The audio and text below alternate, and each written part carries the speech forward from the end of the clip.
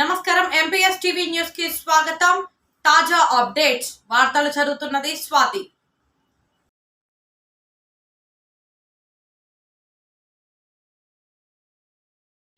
మధ్యప్రదేశ్ రాజధాని భూపాల్లో ఓ వింత దృశ్యం అందరి దృష్టిని ఆకర్షిస్తోంది. రాష్ట్ర మంత్రి ప్రహ్లాద్ సింగ్ పటేల్ నివాసంలోని వేప చెట్టుకు మామిడికాయలు కాసిన వీడియో వైరల్ గా మారింది. ఈ వీడియోను ఆయనే ఎక్స్ లో పోస్ట్ చేశారు.